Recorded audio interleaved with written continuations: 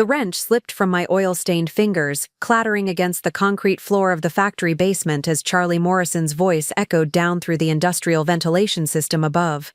I pressed myself against the cold machinery housing, 20 feet below the executive offices of Morrison Steelworks, heart-pounding as his words cut through the mechanical hum with terrifying clarity. "The press machine malfunction on Friday will be perfect, Stan." Charlie's voice carried that same authoritative tone he used during safety meetings. "One faulty sensor, maybe a delayed emergency stop, and it'll look completely accidental. The insurance will cover everything, and by then, production delays will be blamed on the tragedy." Before we jump back in, tell us where you're tuning in from, and if this story touches you, make sure you're subscribed, because tomorrow I've saved something extra special for you. Stan Rodriguez's nervous laugh made my stomach drop. The same man who'd been our head of maintenance for 15 years, who'd trained me on equipment safety protocols when I first started as a junior engineer. "You sure about the timing, boss? The life insurance policy on Evelyn is barely 18 months old. Won't that raise flags?" "Trust me, I've done the research," Charlie replied with the casual confidence that had built Morrison Steelworks into one of Ohio's largest metal fabrication companies. After the first year, they rarely investigate unless there's obvious foul play. Evelyn's always been accident-prone anyway. Everyone saw her slip on that oil spill last month. Perfect setup. My legs buckled, and I sank against the humming generator that powered the main production floor. The same production floor where I'd worked 60-hour weeks for the past year and a half, believing I was building my career in industrial engineering. The same factory where Charlie Morrison had built his reputation as Toledo's most innovative manufacturer, the man who'd taken a struggling family business and transformed it into a multi-million-dollar operation. The irony of my hiding spot wasn't lost on me. I'd come down to the basement to conduct what I thought was a routine inspection of the new hydraulic systems, part of my responsibilities as the facility's junior safety engineer. Instead, I'd stumbled into my boss casually planning my murder with the same methodical precision he used to plan production schedules.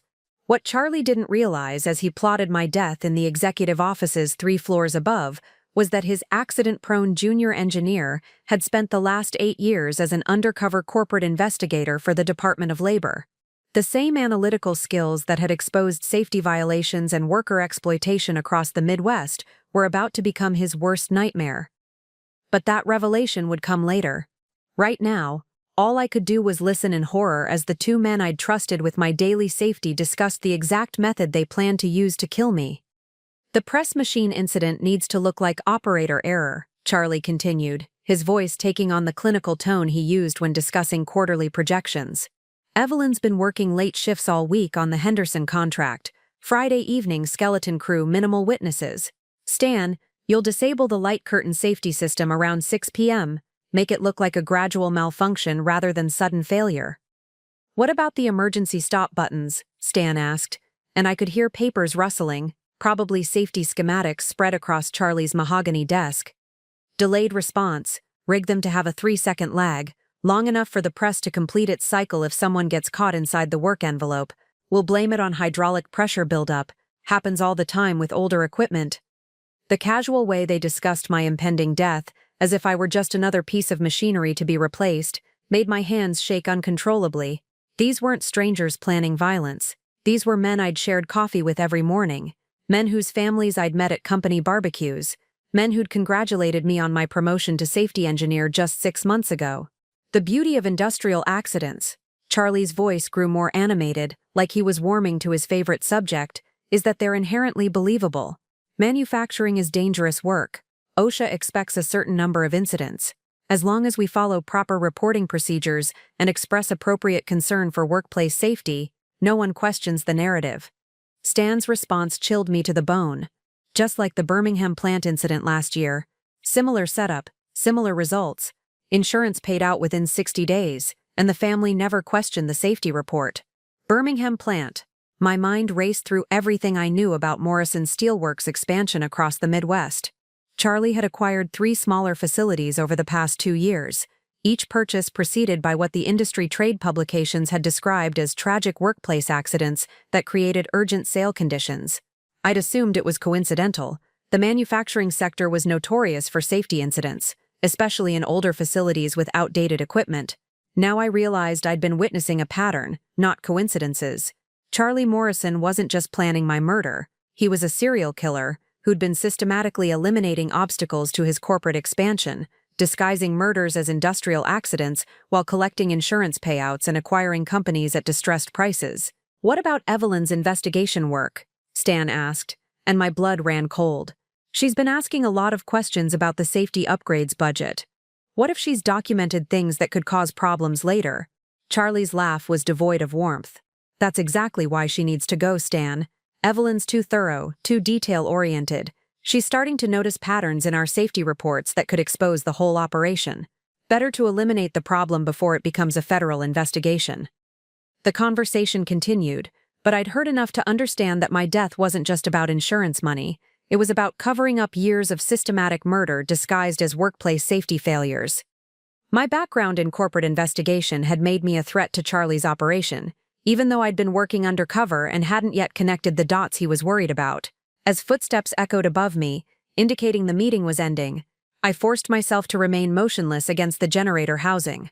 My mind was already racing through everything I'd observed during my 18 months at Morrison Steelworks: the unusually high number of equipment malfunctions during shift changes, the pattern of safety system failures that always seemed to affect specific workers, the way Charlie always insisted on personally conducting accident investigations.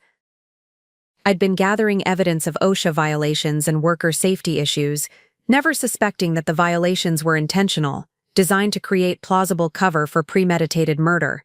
Every safety report I'd written, every equipment inspection I'd conducted, every worker interview I'd documented had been building a case against Charlie Morrison without my realizing it. But Charlie had made one critical error in his planning. He'd underestimated the woman he'd hired as his safety engineer. The real Evelyn Parker had spent her career unraveling corporate conspiracies far more sophisticated than his amateur murder scheme, and she was about to disappear from his sight while systematically dismantling everything he'd built on blood and lies. By Friday evening, Charlie Morrison expected to be explaining my tragic death to OSHA investigators and insurance adjusters. Instead, he was going to discover that his carefully planned accident had become the catalyst for his complete destruction. The prey was about to become the predator, and Charlie had no idea what kind of hunter he'd been trying to kill. The conversation above me shifted into horrifying specificity as Charlie began outlining the exact mechanics of my planned death. I could hear chair wheels rolling across the hardwood floor of his office, probably moving to his wall-mounted factory blueprints where he'd traced out every detail of the kill zone.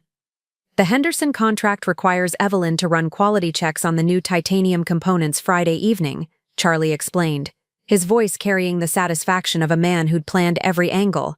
"She'll be alone in Section C, running material samples through the hydraulic press. That's our window." Stan's voice sounded strained, as if he was finally grasping the full weight of what they were planning. "Walk me through the technical setup again, boss. I need to make sure there's no way this traces back to deliberate sabotage." "The press operates on a programmable logic controller," Charlie replied, slipping into the technical jargon that had made him a respected figure in industrial automation. "During normal operation, the light curtain creates an invisible safety barrier around the work envelope. If anything breaks that beam, a hand, a tool, even a shadow, the press stops immediately." I pressed closer to the ventilation grate, my engineering background allowing me to follow their technical discussion with growing horror. Charlie was describing a sophisticated murder weapon disguised as a safety malfunction. "Friday afternoon, you'll access the PLC programming through the maintenance terminal," Charlie continued. "Modify the safety interlock logic to introduce a delay. Instead of immediate shutdown, program a 3-second lag between light curtain activation and press stoppage. Make it look like a gradual system degradation, the kind of thing that happens when hydraulic pressure builds up over time." "What about the emergency stop circuits?" Stan asked. "Evelyn knows those systems inside and out. If she notices anything wrong with the safety responses, she won't have time to notice." Charlie's voice turned cold. "The press cycle takes exactly 4 seconds from activation to full compression. With the safety system compromised, if she reaches into the work envelope to adjust a sample positioning, which the Henderson contract specifications require, she'll be caught in the mechanism before the delayed stop command can execute." The casual precision with which Charlie described my impending death made bile rise in my throat. This wasn't a crime of passion or desperation. It was a carefully engineered murder disguised as industrial negligence. Preparing and narrating this story took us a lot of time, so if you are enjoying it, subscribe to our channel. It means a lot to us. Now back to the story. Every detail had been calculated to ensure maximum lethality while maintaining plausible deniability. The beauty of this method, Charlie continued, warming to his subject like a professor explaining a favorite theorem, is that crushed limbs and torso trauma are consistent with press machine accidents.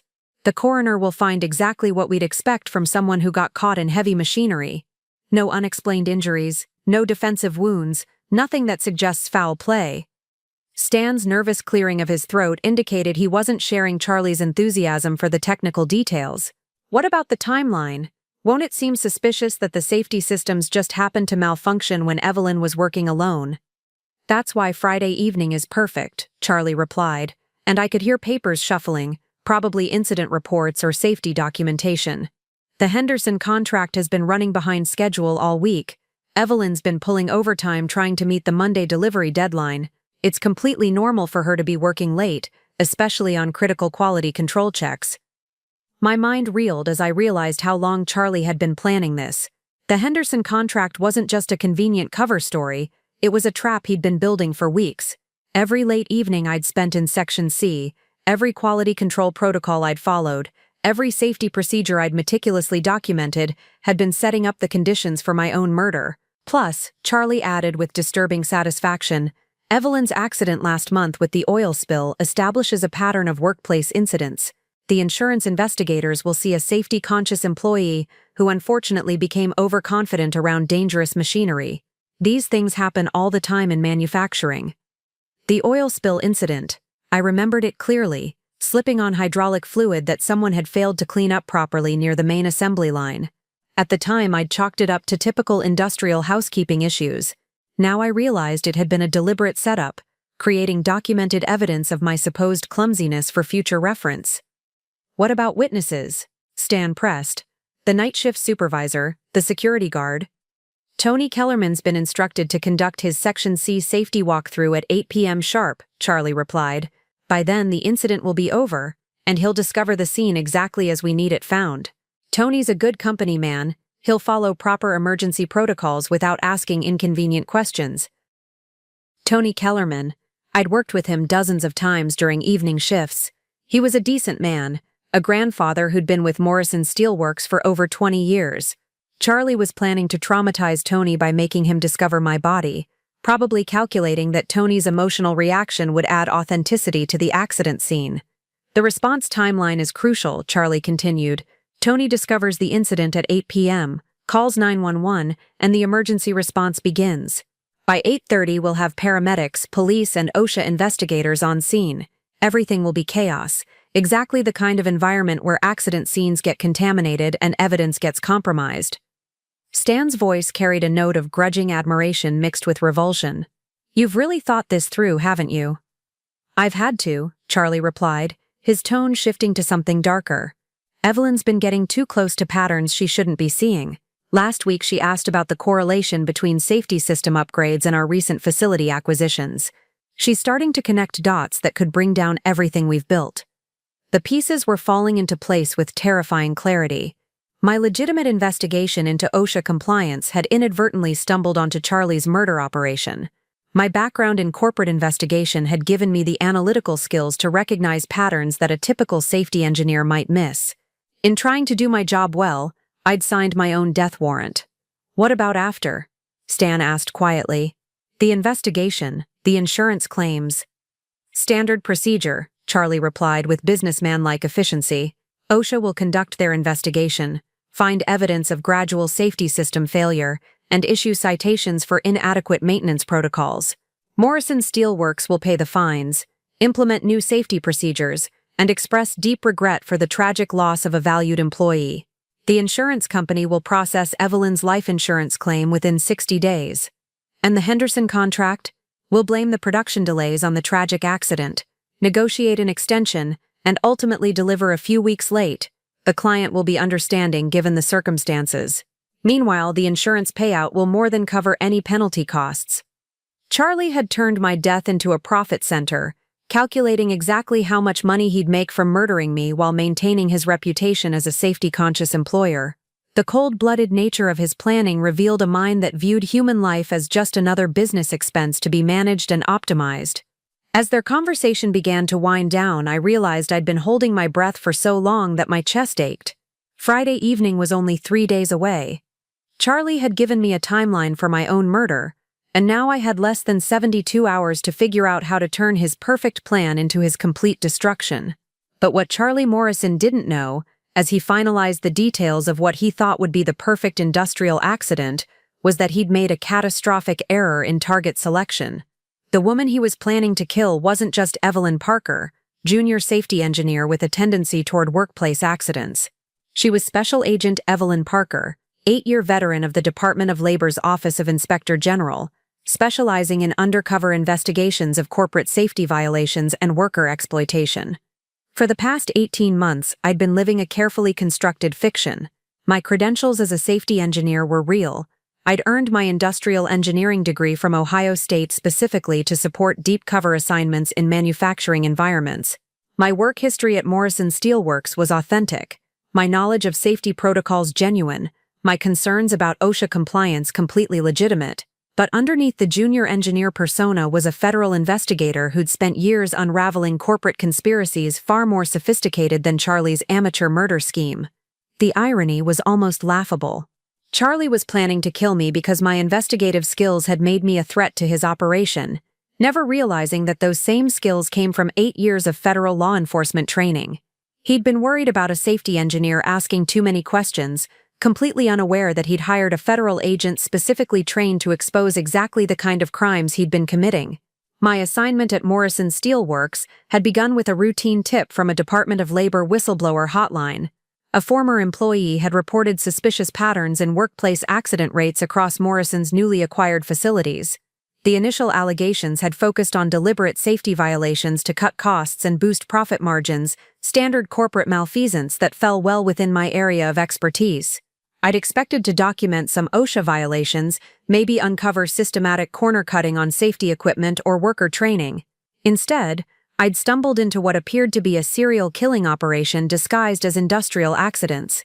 The scope of Charlie's crimes had far exceeded anything in my briefing materials. The Department of Labor had sent me in as Evelyn Parker, recent engineering graduate looking for her first real job in industrial safety. My background had been meticulously crafted, authentic degree transcripts, verifiable work history with smaller manufacturing companies, even carefully curated social media presence dating back years. Charlie's HR department had never suspected they were hiring a federal investigator. My handler, Supervisory Special Agent Louisa Hendricks, believed I was conducting a straightforward safety compliance investigation. Our monthly check-ins had focused on documentation of code violations and evidence of systematic corner cutting. I'd reported my concerns about unusual accident patterns, but we'd assumed it reflected negligence rather than premeditated murder. Now I realized that Louisa needed to know immediately that we weren't dealing with corporate safety violations, we were looking at a multi-state serial killing operation using industrial accidents as cover. But contacting my handler would require breaking cover, and with Charlie planning my murder for Friday evening, I couldn't risk any deviation from my established patterns that might alert him to my true identity. The skills that had made me valuable to the Department of Labor were about to become my survival tools. 8 years of undercover work had taught me to think strategically under pressure, to document evidence meticulously, and to build cases that could survive the most aggressive legal challenges.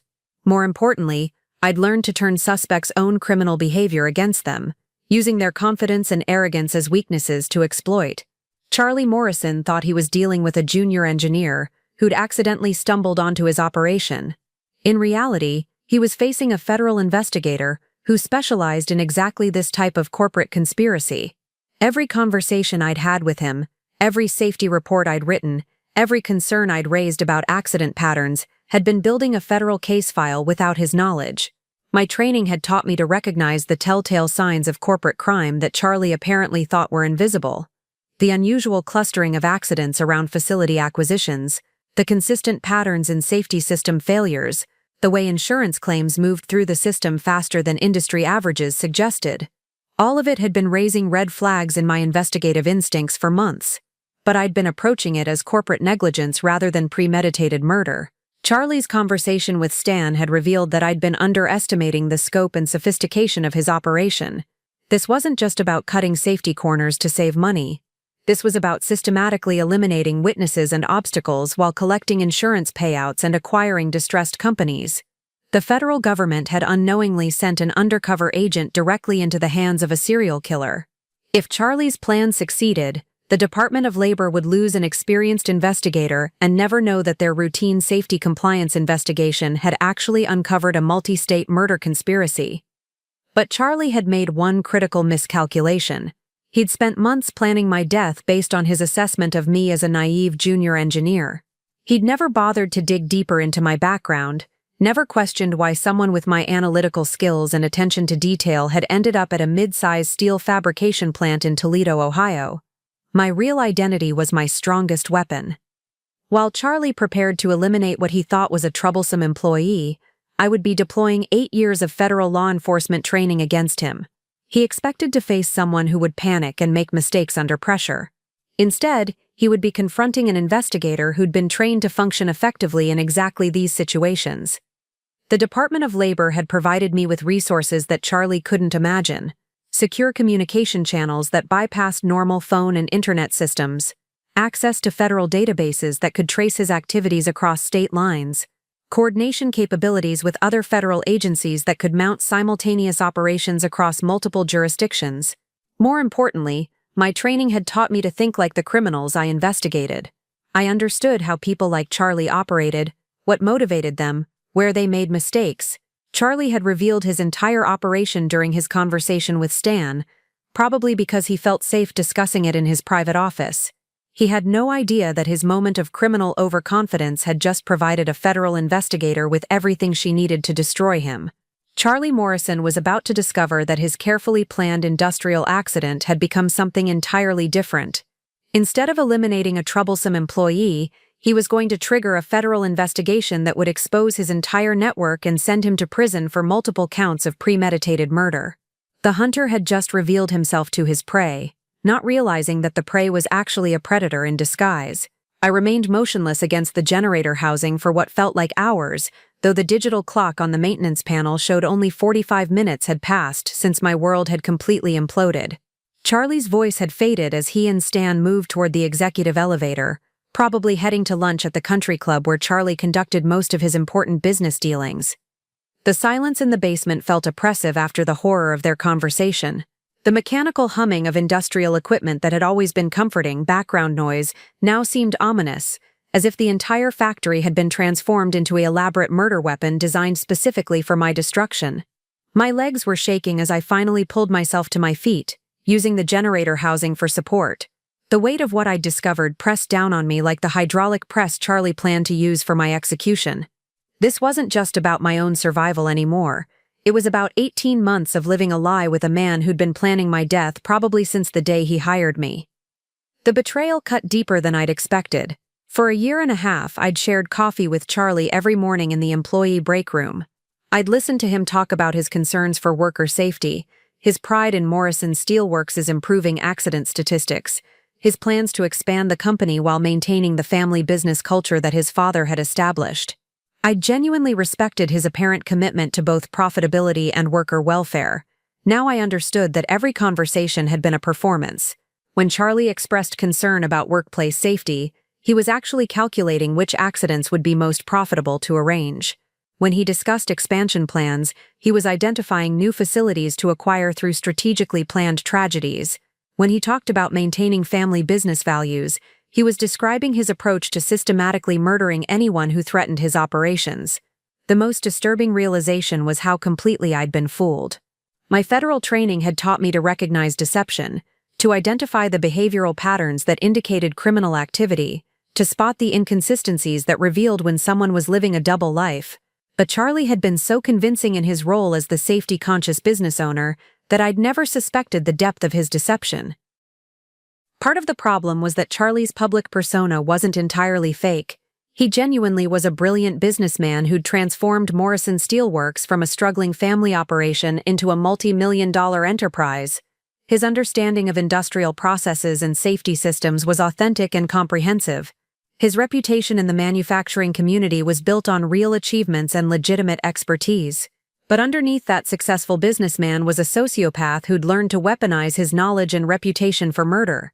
Charlie had taken everything that made him effective in legitimate business, strategic planning, attention to detail, understanding of regulatory systems, and applied those skills to creating the perfect killing machine disguised as normal industrial operations.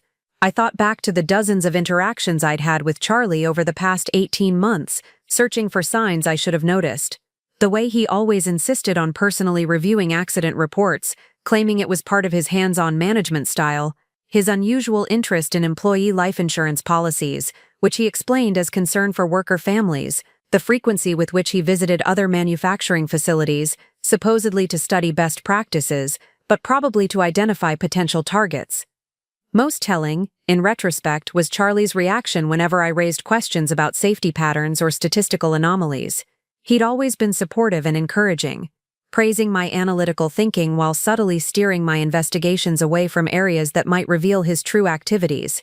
I'd interpreted his guidance as mentorship from an experienced executive. Now I realized he'd been carefully managing my access to information that could expose his crimes. The personal betrayal was compounded by professional humiliation. I was a federal investigator who'd been completely manipulated by the subject of my investigation. Charlie had been playing me like a chess piece, using my own conscientiousness and dedication to worker safety as tools to further his criminal objectives. Every safety report I'd written, every process improvement I'd suggested, every concern I'd raised had been feeding information to a serial killer who was using it to refine his murder techniques. Even my living situation had been part of Charlie's deception. He'd helped me find my apartment in downtown Toledo, recommending a building owned by one of his business associates. He'd suggested the neighborhood restaurants where I ate dinner, the gym where I worked out, the coffee shop where I met friends. I'd thought he was being helpful to a new employee trying to establish herself in an unfamiliar city. Now I wondered if he'd been positioning me for easier surveillance and control. The apartment itself suddenly felt contaminated. How many times had Charlie been there under some pretense?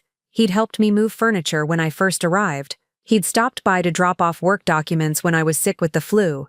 He'd attended a housewarming party I'd thrown for my Morrison Steelworks colleagues. Each visit had probably been an opportunity to study my routines, my habits, my vulnerabilities. My social life at Morrison Steelworks had been carefully curated by Charlie's influence, I now realized. The colleagues he'd introduced me to, the company events he'd encouraged me to attend, the professional development opportunities he'd recommended, all of it had been designed to keep me isolated within a social circle he could monitor and control. The most chilling thought was how long Charlie had been planning this. The conversation I'd overheard suggested that my murder was the culmination of months of preparation, but I suspected the timeline might be even longer. Had Charlie identified me as a potential threat from my first day on the job? Had my hiring been part of an elaborate setup to bring a perceived enemy within killing range? My federal training had taught me that successful criminals often displayed sophisticated psychological manipulation skills, but Charlie's level of deception was extraordinary even by those standards. He'd created a complete alternate reality where he was the mentoring boss, and I was the promising employee, all while systematically planning my death with the casual efficiency of a production schedule. The emotional impact was devastating, but I couldn't afford to be paralyzed by betrayal and self-recrimination. Charlie had made one crucial error in his planning. He'd revealed his intentions before executing them. That gave me a window of opportunity that his previous victims had never possessed. I knew exactly what was coming and when it was supposed to happen. More importantly, Charlie had no idea that his confession had been overheard by someone with the skills and resources to turn his perfect plan into his complete destruction. While he was probably enjoying lunch at the country club, celebrating the imminent success of his latest murder, I was already beginning to plan his downfall. But first I needed to process the full scope of what I'd stumbled into. As I made my way carefully through the basement machinery toward the service elevator, my mind was racing through 18 months of observations that suddenly took on sinister new meaning. Every seemingly innocent detail now revealed itself as part of a pattern I should have recognized much earlier. The signs had been there from my first week at Morrison Steelworks, subtle but persistent like hairline fractures in a foundation that eventually bring down the entire structure. Charlie's unusual hands-on approach to safety incident investigations, which I'd initially admired as evidence of genuine leadership commitment. His insistence on personally reviewing all accident reports before they were filed with OSHA, claiming he wanted to ensure accuracy and completeness. Now I understood that Charlie's personal involvement wasn't about quality control, it was about controlling the narrative. Every accident report that crossed his desk was being edited and sanitized to remove any evidence of deliberate sabotage or systematic safety violations. He'd been covering his tracks while simultaneously gathering intelligence on which employees might pose future threats to his operation. The employee turnover patterns that had puzzled me suddenly made perfect sense. Morrison Steel Works had an unusually high rate of experienced workers leaving for better opportunities at other companies, always shortly after they'd raised concerns about safety protocols or equipment maintenance. I'd attributed it to the competitive job market in manufacturing, assuming that experienced workers were simply following higher salaries elsewhere. But Charlie's conversation with Stan had revealed the truth. Workers who asked too many questions or noticed too many problems didn't get better job offers, they got workplace accidents. The ones who survived the accidents suddenly became very quiet about safety concerns, probably understanding instinctively that their survival depended on not noticing anything unusual. Those who didn't survive became cautionary tales that kept other employees from asking inconvenient questions. The Birmingham plant acquisition that Stan had mentioned was particularly telling. I'd reviewed the public records when Morrison Steel Works announced the purchase, impressed by Charlie's business acumen in identifying undervalued assets. The facility had been struggling financially after a tragic workplace accident that killed their most experienced safety engineer and resulted in massive OSHA fines and insurance settlements. At the time, I'd seen it as a savvy business move, acquiring a distressed company at below market value and turning it around through better management and safety improvements. Now I realized it was something far more sinister. Charlie hadn't just identified an undervalued asset, he'd created the conditions that made it undervalued by murdering the safety engineer who might have exposed whatever violations Charlie needed to implement his own operational changes. The pattern extended beyond individual facilities to Charlie's broader expansion strategy. Over the past 3 years, Morrison Steel Works had acquired 6 smaller manufacturing companies across Ohio, Michigan, and Pennsylvania. In each case, the acquisition had been preceded by workplace tragedies that created urgent financial pressures for the target companies. I'd actually researched several of these acquisitions during my first months at Morrison Steel Works, thinking that understanding Charlie's growth strategy would help me better serve the company's safety compliance needs. The pattern had seemed impressive. Charlie consistently identified companies that were about to face major problems and acquired them just before their troubles became public knowledge. What I'd interpreted as exceptional business intelligence was actually evidence of premeditated murder. Charlie wasn't predicting which companies would face problems, he was creating the problems by eliminating key personnel who posed obstacles to his plans. Safety engineers, union representatives, quality control managers, even accounting staff who might notice financial irregularities, all of them had been systematically eliminated through carefully planned accidents. The most chilling realization was how methodical Charlie's approach had been.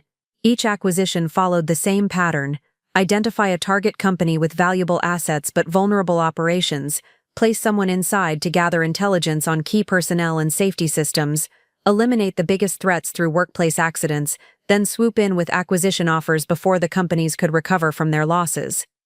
My own hiring suddenly looked very different in this context. I'd been recruited for Morrison Steel Works through a headhunting firm that specialized in placing safety engineers in manufacturing environments. Charlie had specifically requested someone with my background in safety compliance and statistical analysis. At the time, I'd been flattered by his interest in my analytical skills and attention to detail. Now I understood that Charlie had been recruiting his next victim. He'd specifically sought out a safety engineer with the skills to potentially uncover his operation, probably planning to eliminate me before I could become a real threat. My federal background had made me even more dangerous than he'd realized, but it had also given me the tools to recognize what he was doing once I knew to look for it. The equipment maintenance schedules that had troubled me for months now revealed their true purpose. Stan's maintenance logs showed patterns of safety system testing that coincided suspiciously with periods when specific employees were working alone in areas with high-risk machinery. I'd noticed the correlation during routine safety audits, but I'd assumed it reflected poor coordination between maintenance and production scheduling. Charlie and Stan had been deliberately creating windows of vulnerability, timing safety system maintenance to coincide with opportunities to eliminate troublesome employees. The press machine that was supposed to kill me on Friday evening had probably been used to murder other people who'd gotten too close to understanding Charlie's operation. Even the Henderson contract that provided cover for my planned murder fit the pattern. I'd been assigned to the quality control work because of my engineering background and attention to detail, exactly the skills that made me dangerous to Charlie's operation. He'd created a legitimate business justification for placing me alone in Section C during evening hours, when witnesses would be minimal. The oil spill incident that was supposed to establish my pattern of workplace clumsiness hadn't been an accident either. Someone had deliberately spilled hydraulic fluid in an area where I regularly walked, timing it for a moment, when I'd be carrying equipment that would make a fall more likely. Charlie had been building documentation to support his eventual murder plan for months. My federal training had taught me to recognize criminal patterns, but Charlie's operation had been sophisticated enough to disguise itself as normal business activities and unfortunate coincidences. Only now, with the context provided by his conversation with Stan, could I see the systematic nature of what he'd been doing. Charlie Morrison wasn't just a serial killer. He was a criminal mastermind who'd figured out how to turn industrial accidents into the perfect murder weapon. He'd weaponized the entire manufacturing industry's acceptance of workplace hazards as inevitable, using that cultural blindness to hide systematic murder behind statistical noise. But Charlie had made one critical error. In his arrogance, he'd revealed his entire operation to someone with the exact skills needed to expose it. As I reached the main floor of the factory and began walking toward my temporary office in the engineering department, my mind was already shifting from victim to investigator. I had less than 3 days to build a case that would not only save my life, but bring down Charlie's entire network. My first priority was documenting everything I'd overheard. Federal investigations live or die on the quality of evidence, and eyewitness testimony alone wouldn't be sufficient to convict someone of Charlie's intelligence and resources. I needed corroborating evidence, financial records, communication logs, and preferably recordings of Charlie's criminal planning in his own voice. The engineering office was empty during the lunch hour, giving me privacy to begin my work. I pulled out the encrypted smartphone that the Department of Labor had provided for my undercover assignment. A device that looked like a standard consumer phone but contained secure communication software and sophisticated recording capabilities that were invisible to standard detection equipment. My fingers were still shaking slightly as I typed my initial incident report, using the coded language that would alert my handler to the urgency of the situation without revealing sensitive details if the communication was intercepted. The message was simple but would convey everything Louisa needed to know. Pattern confirmed. Multiple facilities. Timeline accelerated. Request immediate backup authorization. Within 15 minutes, my phone buzzed with a response that appeared to be a routine text from a friend, but actually contained coded instructions. Louisa had authorized me to proceed with advanced evidence-gathering techniques and would begin coordinating with other federal agencies for a potential multi-jurisdictional operation. More importantly, she was activating emergency protocols that would provide me with backup and extraction options if Charlie's timeline accelerated beyond Friday evening. With federal support confirmed, I began the systematic evidence collection that would form the foundation of the case against Charlie.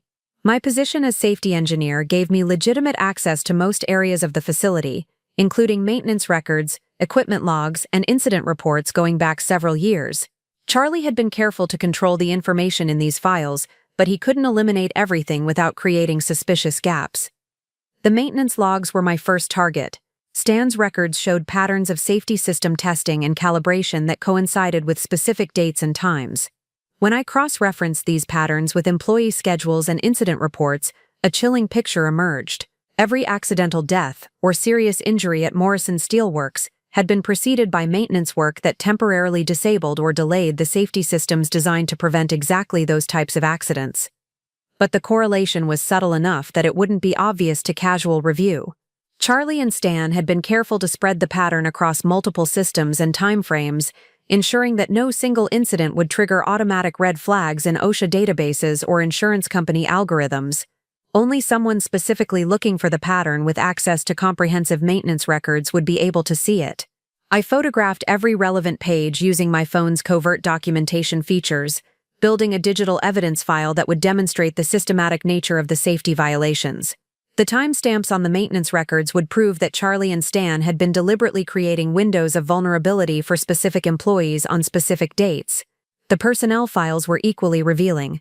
Charlie's hiring patterns showed a clear preference for safety engineers and quality control managers, with strong analytical backgrounds, exactly the type of people who might eventually notice the patterns in accident data.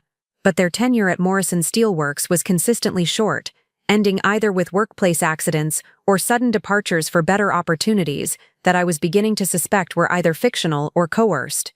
My own hiring file contained notes in Charlie's handwriting that were now obviously sinister.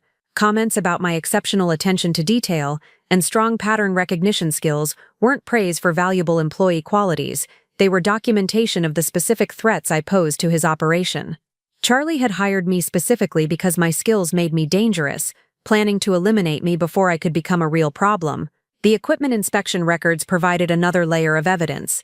The hydraulic press that was supposed to kill me Friday evening had a maintenance history that suggested systematic tampering disguised as routine service.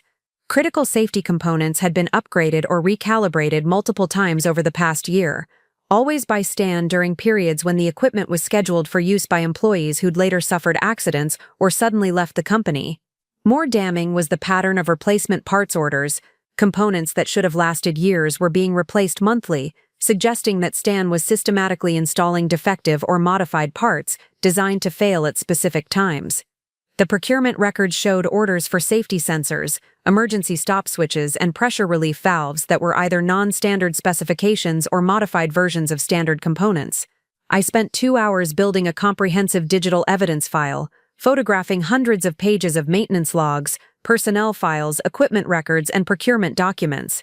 The pattern was so clear that a federal prosecutor would have no difficulty demonstrating Charlie's systematic approach to murder disguised as workplace safety failures, but documentation of past crimes wasn't enough.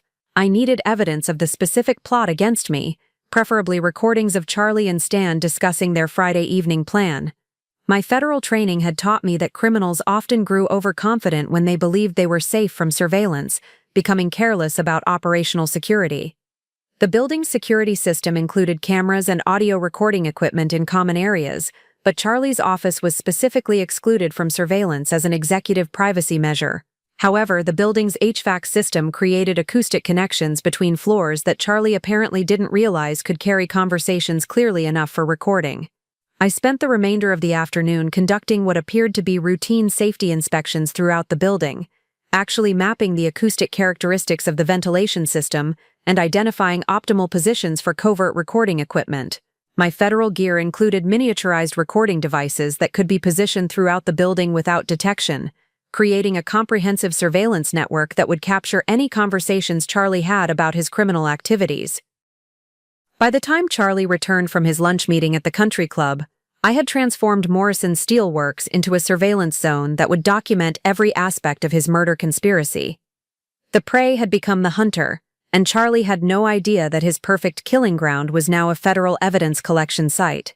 When Charlie stopped by my office to discuss the Henderson contract specifications for Friday evening's quality control work, I smiled and nodded enthusiastically, playing the role of the dedicated employee eager to complete an important project. Inside, I was calculating exactly how much evidence I would need to ensure that Charlie's carefully planned industrial accident became the foundation for multiple life sentences in federal prison. But as the afternoon progressed and my covert surveillance devices began capturing conversations throughout the building, I realized that Charlie's operation was far more extensive than even his basement confession had revealed. The fragmentary recordings I was collecting painted a picture of a criminal network that spanned multiple states and involved dozens of corrupt officials across various industries. Around 3 p.m., my hidden recording equipment picked up a phone conversation between Charlie and someone he addressed as Chris, discussing logistics for what they called the Pennsylvania Project. From the context, it became clear that Chris was coordinating similar operations at manufacturing facilities throughout the region, using Charlie's playbook to eliminate obstacles and acquire companies through strategically planned workplace tragedies. "The Allentown facility is perfect," Charlie was saying, his voice carrying clearly through the ventilation system from his office 2 floors above my position. "Their safety engineer has been asking questions about the correlation between equipment failures and insurance claims. Sounds familiar, doesn't it?" Chris's laugh crackled through the phone speaker. Same pattern as Toledo. How do you want to handle the timeline? Give me 2 weeks to finalize the Morrison situation. Charlie replied, after Friday, I'll have breathing room to focus on expansion. The press accident model worked perfectly in Birmingham and Detroit, should be even cleaner in Pennsylvania since their safety oversight is more relaxed. The casual way they discussed murdering safety engineers in multiple cities revealed that Charlie's operation wasn't just a local conspiracy, it was a systematic criminal enterprise that was spreading across the industrial Midwest like a cancer. Each successful murder was becoming a template for the next one, with Charlie refining his techniques and sharing them with accomplices in other markets. More chilling was the discovery that Charlie had been documenting his methods in what he called operational manuals. During a conversation with Stan later that afternoon, Charlie mentioned reviewing the press protocol handbook to ensure they didn't miss any steps in Friday's execution. They were treating murder like a manufacturing process, complete with quality control checklists and continuous improvement procedures. We've come a long way since the first accidental death in Cleveland, Stan said, and I could hear papers rustling as they reviewed their documentation. Remember how nervous we were about the timing? Now it's almost routine. Practice makes perfect, Charlie replied with disturbing satisfaction. Each facility teaches us something new about optimizing the process. The Toledo operation has been our most sophisticated yet, integrated planning, comprehensive surveillance, perfect cover stories. They discussed their learning curve like business consultants analyzing operational efficiency. Cleveland had apparently been their first experiment, where they'd learned the importance of controlling accident investigations. Birmingham had taught them how to coordinate with corrupt insurance adjusters. Detroit had shown them the value of infiltrating union leadership to prevent worker organizing against unsafe conditions. Each murdered safety engineer, each eliminated whistleblower, each silenced union representative had contributed to Charlie's growing expertise in corporate serial killing. They weren't just committing crimes. They were systematically perfecting a business model based on murder disguised as industrial accidents. The scope of their network was staggering. My recordings captured references to accomplices in insurance companies, OSHA regional offices, local police departments, and even federal agencies responsible for workplace safety oversight. Charlie had spent years cultivating relationships with corrupt officials who would ensure that his accidents were investigated superficially and closed quickly. Tony Kellerman, the night supervisor who was supposed to discover my body Friday evening, was apparently unaware of his role in the conspiracy. But my surveillance revealed that several other Morrison Steelworks employees were active participants. The human resources manager who'd processed the paperwork for workers who'd died in accidents, the accounting supervisor who handled insurance claims, even the company's medical officer who conducted post-accident health screenings for traumatized employees. Charlie had built a comprehensive support system that controlled every aspect of the workplace murder process, from victim selection through post-incident cover-up. No detail was left to chance, because Charlie understood that serial killing at an industrial scale required the same systematic approach that made Morrison Steelworks successful in legitimate manufacturing. The financial scope was equally shocking. My afternoon surveillance captured Charlie discussing profit margins for their acquisition projects with someone he identified as their investment coordinator. The insurance payouts from worker deaths were being pooled with acquisition profits to fund expansion into new markets. Murder wasn't just Charlie's hobby, it was the foundation of a growing business empire. The Toledo model is generating about $3.2 million per acquisition cycle, Charlie explained during one recorded conversation. Factor in the insurance settlements from worker incidents, and we're looking at 400% return on operational investment. Pennsylvania should be even more profitable given the lower labor costs and reduced regulatory oversight. They were calculating return on investment for human lives, treating murder as a profit center in their business model. Each dead worker represented quantifiable value in their spreadsheets. Each eliminated safety engineer was a line item contributing to their expansion budget. The revelation that crystallized the true horror of Charlie's operation came during a late afternoon call with someone identified only as the coordinator. This person was apparently managing similar operations across multiple industries, not just manufacturing but construction, mining, chemical processing, and transportation. Charlie's model was being replicated throughout the industrial economy by a network of corrupt executives who'd learned to weaponize workplace safety regulations. The beauty of the industrial accident approach, the coordinator was explaining, is scalability. Every sector has inherent hazards that provide plausible cover for elimination operations. Manufacturing gives us hydraulic presses and conveyor systems. Construction offers crane accidents and fall hazards. Chemical processing provides explosion and toxic exposure possibilities. They had turned the entire American industrial infrastructure into a murder weapon, using the legitimate dangers of blue-collar work to hide systematic assassinations of anyone who threatened their profits. Safety engineers, union organizers, regulatory inspectors, whistleblowing employees, all of them had become targets in an industrial killing machine disguised as normal business operations. The scope of the conspiracy was so vast that I began to understand why my routine Department of Labor investigation had stumbled into something this significant. Charlie's network wasn't just violating workplace safety regulations. They were conducting industrial terrorism on a scale that threatened the entire foundation of worker protection in America. As the workday ended, and I prepared to leave Morrison Steelworks for what might be the last time as an undercover agent, I realized that Friday's confrontation wouldn't just be about saving my own life. It would be about exposing a criminal conspiracy that had turned American manufacturing into a hunting ground for corporate serial killers.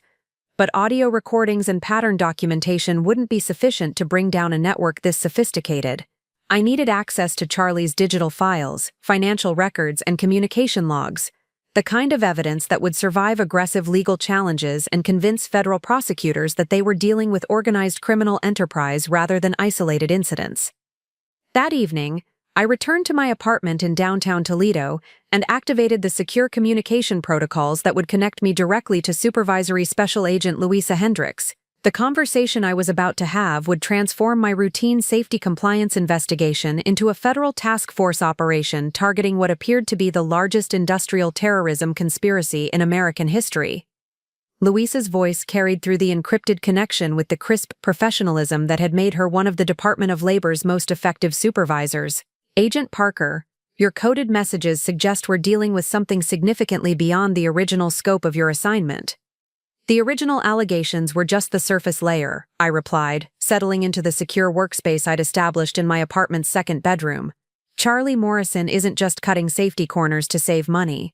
He's systematically murdering workers and safety officials to facilitate corporate acquisitions across multiple states. The silence on the secure line stretched for nearly 30 seconds before Louisa responded. That's a serious escalation from workplace safety violations. What evidence do you have to support criminal conspiracy charges? I spent the next hour briefing Louisa on everything I'd discovered, from the basement conversation that revealed my planned murder, to the surveillance recordings that exposed a multi-state network of corrupt officials. By the time I'd finished outlining the scope of Charlie's operation, Louisa was already coordinating with federal agencies across 3 states. This goes beyond Department of Labor jurisdiction, Louisa explained, her voice taking on the focused intensity that indicated she was simultaneously managing multiple communication channels. I'm bringing in FBI Criminal Investigation Division, ATF, for the industrial explosives angle, and Treasury Department for the financial crimes component. Within 2 hours, my apartment had been transformed into a federal command center. Louisa arrived with a technical team that installed sophisticated surveillance equipment, secure communication systems, and evidence analysis capabilities that would support a complex undercover operation. The woman who'd entered Morrison Steelworks as a junior safety engineer was now the central figure in a federal investigation targeting industrial terrorism. The technical team leader, a soft-spoken specialist named Annalise Chen, explained the advanced capabilities they were deploying. We're establishing real-time monitoring of all communications within a 5-mile radius of Morrison Steelworks. Every phone call, email, text message, and radio transmission will be captured and analyzed for connections to Charlie's network. More importantly, Annalise's team had brought equipment that would allow me to access Charlie's computer systems without leaving any trace of intrusion.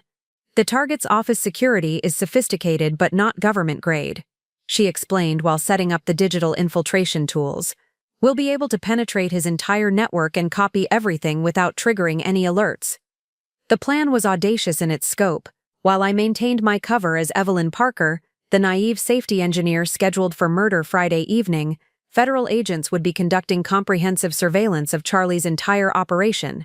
Every conversation, every digital communication, every financial transaction would be documented in real time as evidence for what would become one of the largest criminal conspiracy prosecutions in industrial history. But first we needed complete access to Charlie's files, and that meant physical infiltration of Morrison Steelworks during the overnight hours when the building would be largely empty. My 18 months as an employee had given me intimate knowledge of the security systems, guard rotations, and access protocols that would allow federal agents to penetrate the facility without detection. At 2 a.m. Thursday morning, I led a team of 3 federal specialists through the loading dock entrance that Charlie had shown me during my first-week orientation tour. The same access point that was supposed to demonstrate Morrison Steelworks' commitment to security protocols was about to become the entry point for a federal evidence-gathering operation.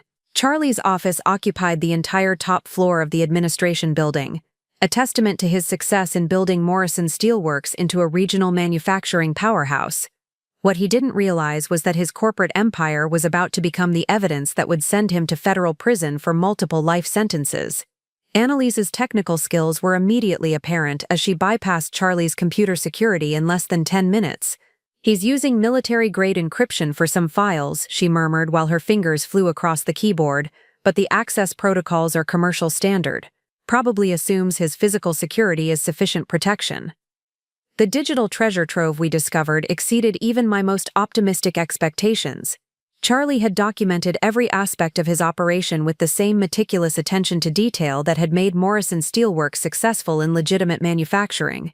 Financial records showing insurance payouts from worker deaths, communication logs with corrupt officials across multiple states, detailed planning documents for future murders disguised as workplace accidents.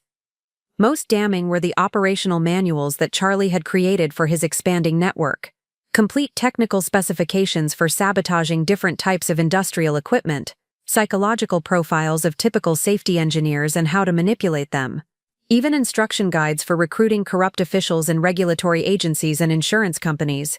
"This isn't just criminal conspiracy," Louisa whispered as she reviewed the files on Charlie's private server. "This is domestic terrorism using industrial infrastructure as the weapon delivery system."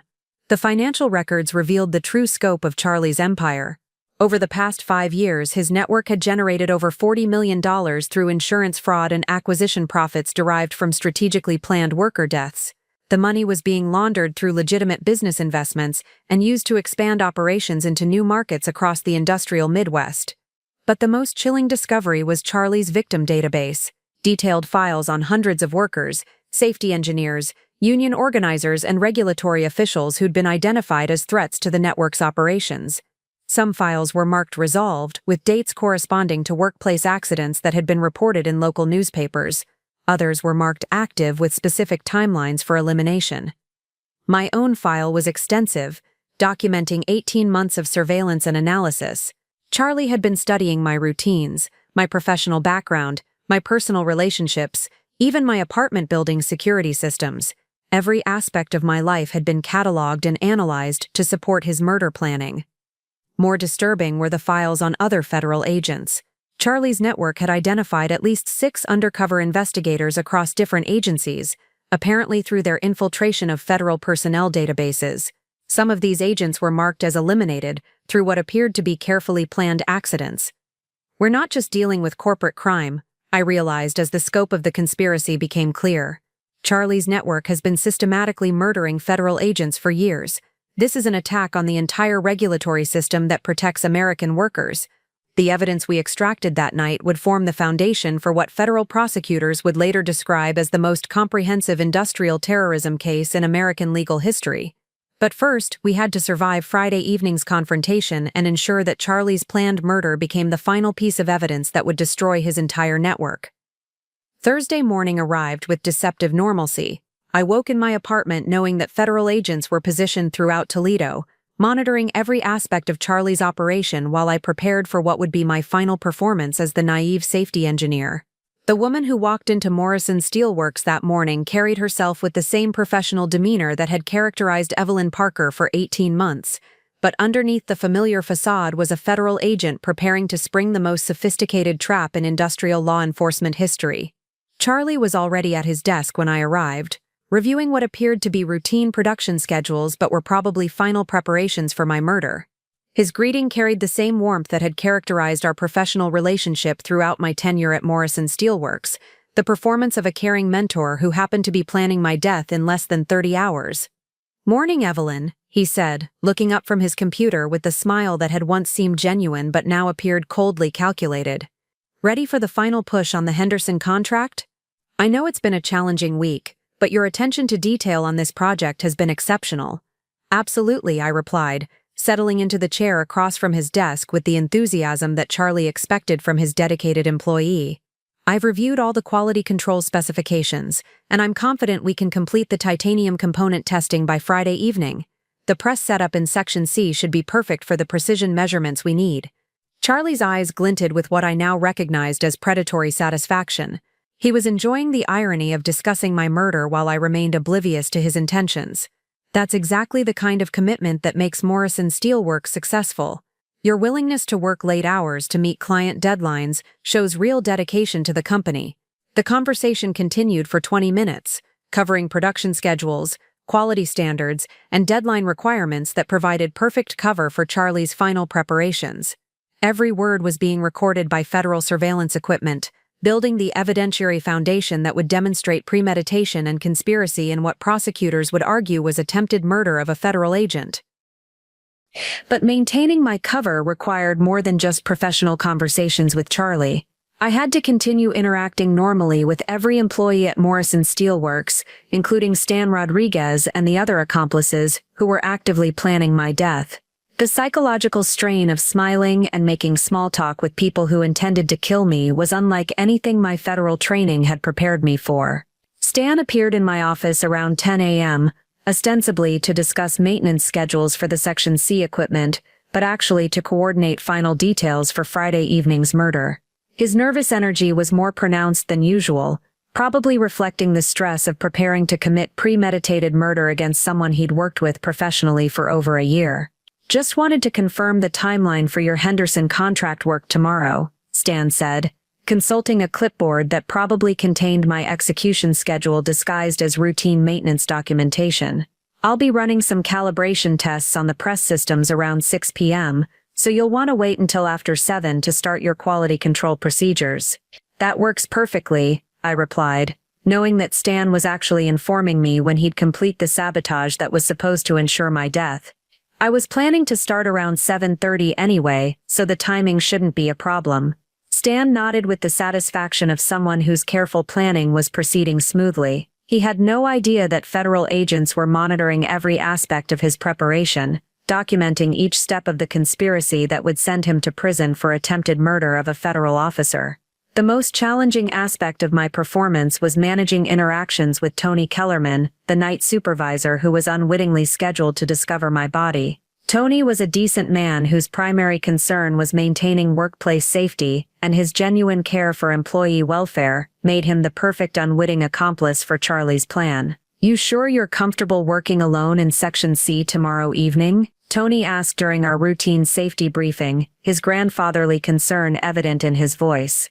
"That equipment can be tricky, especially when you're focused on precision measurements. I'll be extra careful," I assured him, maintaining the slight nervousness that Evelyn Parker would naturally feel about working with dangerous machinery. "The Henderson contract specifications are pretty detailed, so I'll probably be moving slowly anyway." Tony's relief was visible as he checked off items on his safety inspection list. He genuinely believed he was looking out for my welfare, never suspecting that Charlie had positioned him to play a crucial role in what was supposed to be my murder. The thought of this kind man discovering what he believed was my accidentally mangled body filled me with rage toward Charlie's casual cruelty. Throughout Thursday afternoon, I maintained my routine inspections and documentation while federal agents positioned themselves throughout Morrison Steel Works. Annalise's technical team had installed surveillance equipment that would capture every aspect of Friday evening's confrontation, ensuring that Charlie's attempted murder would be documented from multiple angles with audio and video evidence that would survive any legal challenge. By Thursday evening,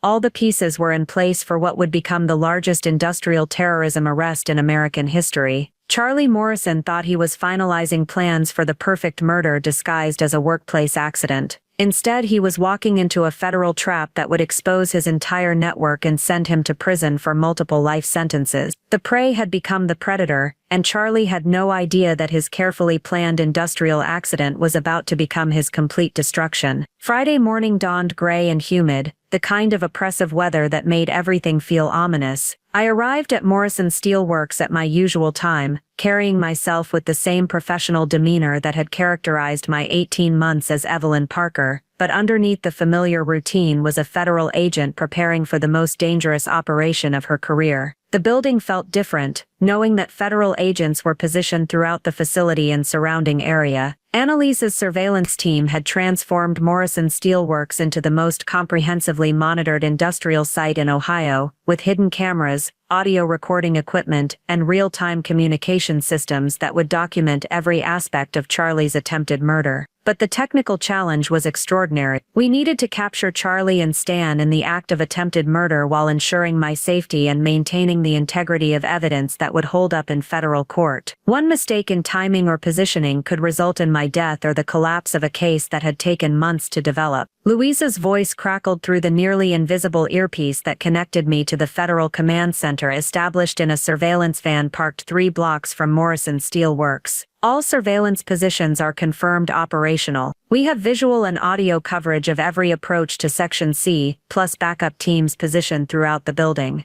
The morning passed with excruciating normalcy as Charlie and Stan made their final preparations for what they believed would be the perfect murder. My hidden recording equipment captured their casual conversations about technical details, timeline coordination, and post-incident procedures that revealed the systematic nature of their planning. Around 10 a.m., I overheard Charlie talking with someone he identified as their cleanup coordinator about evidence removal procedures. Standard protocol after the incident, Charlie was saying, his voice carrying through the ventilation system that had become our primary surveillance channel. Any personal items that might raise questions need to disappear before OSHA arrives.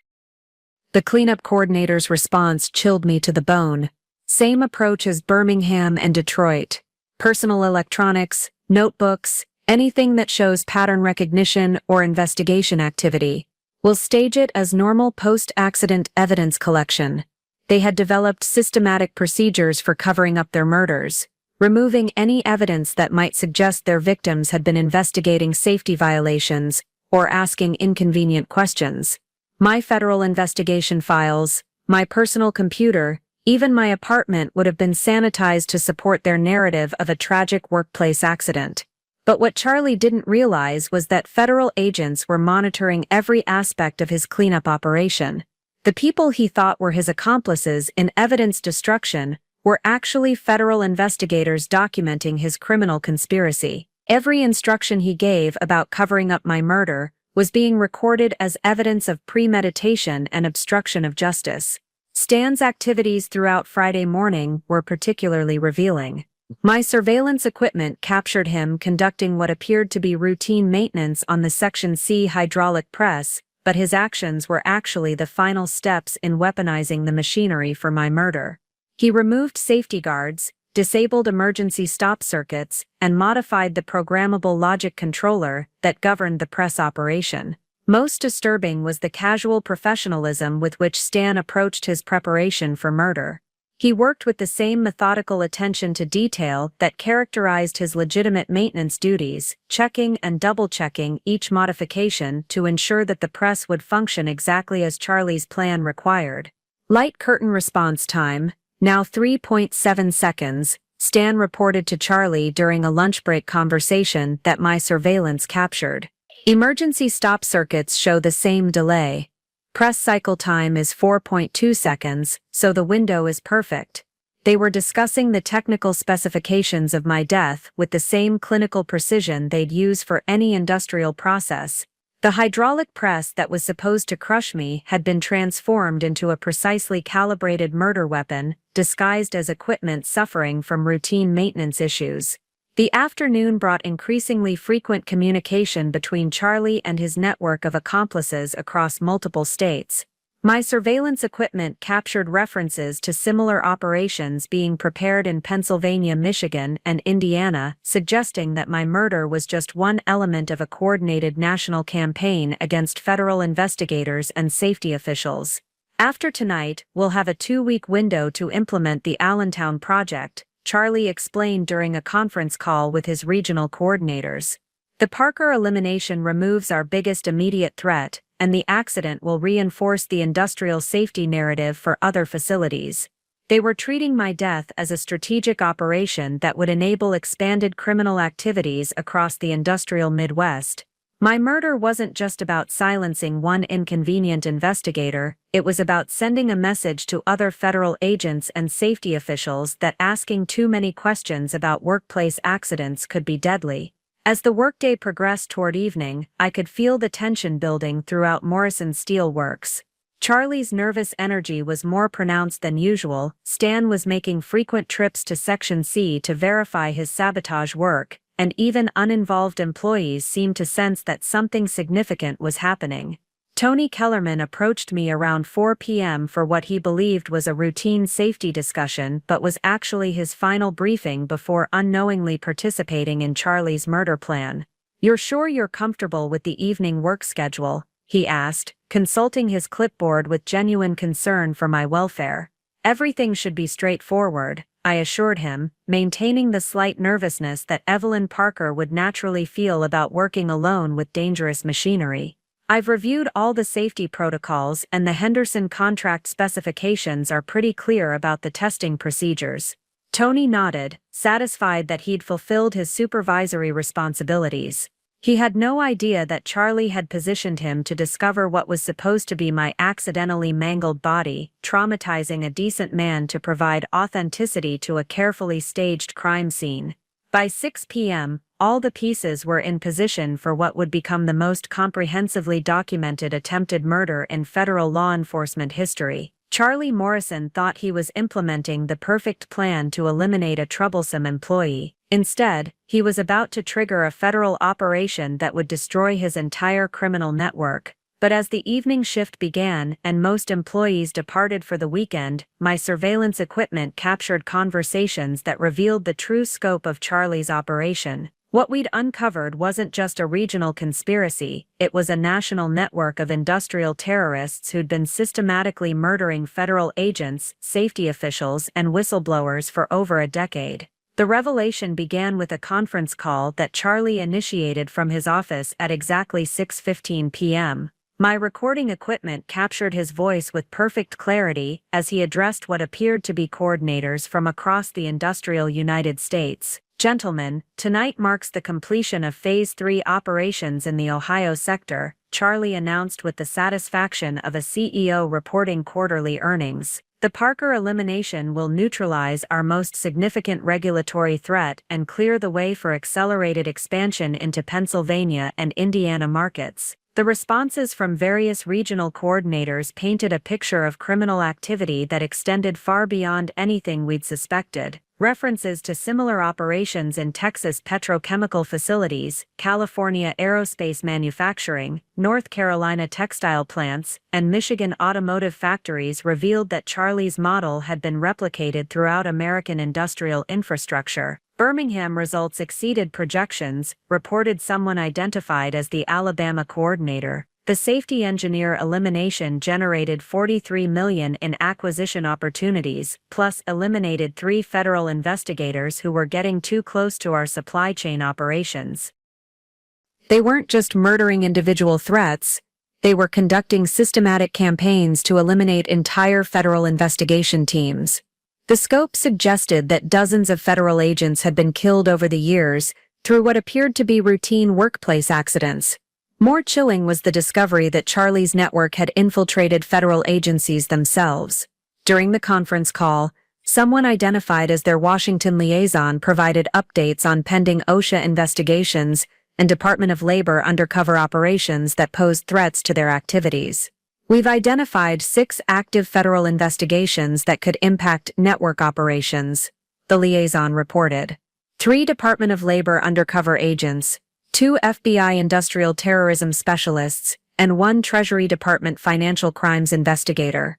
All have been flagged for immediate elimination through standard accident protocols.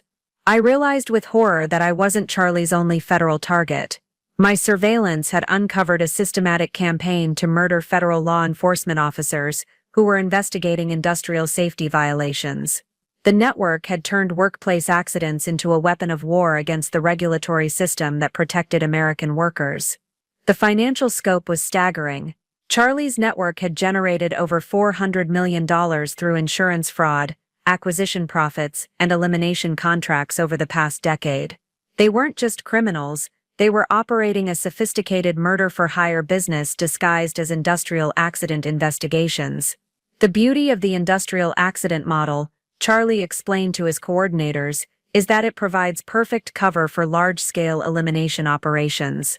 Manufacturing deaths are expected, investigations are routine, and federal oversight is limited. We can eliminate entire investigation teams while appearing to be model corporate citizens concerned about workplace safety. But the most horrifying discovery was their target database, a comprehensive file system that tracked federal agents, safety officials, union organizers, and whistleblowers across the entire American industrial sector. The database contained detailed profiles of thousands of potential targets, complete with surveillance reports, personal information, and specific elimination timelines. My own profile was extensive, documenting 18 months of surveillance and analysis. But I was just one entry in a massive assassination list that included some of the most effective federal investigators in industrial law enforcement. Many profiles were marked eliminated with dates corresponding to workplace accidents that had been reported in newspapers across the country. The database revealed that Charlie's network had been systematically murdering federal agents for over a decade. Safety inspectors who'd died in construction accidents, labor investigators who'd been killed in mining incidents, environmental protection agents who died in chemical plant explosions. All of them had been targeted for elimination because their investigations threatened the network's operations. Phase 4 implementation begins next month, Charlie announced as the conference call continued. We're expanding operations into government facilities, military contractors, and federal installations. The model scales perfectly to any industrial environment where accidents are plausible. They were planning to extend their assassination campaign into military and government facilities, targeting federal investigators who were working on national security cases. The network wasn't just engaged in corporate crime, they were conducting domestic terrorism on a scale that threatened the entire federal law enforcement system. Most disturbing was their discussion of next-generation elimination techniques that would expand beyond industrial accidents. References to transportation incidents, medical emergencies, and even home invasions suggested that Charlie's network was evolving into a comprehensive assassination service that could eliminate federal threats through any plausible means.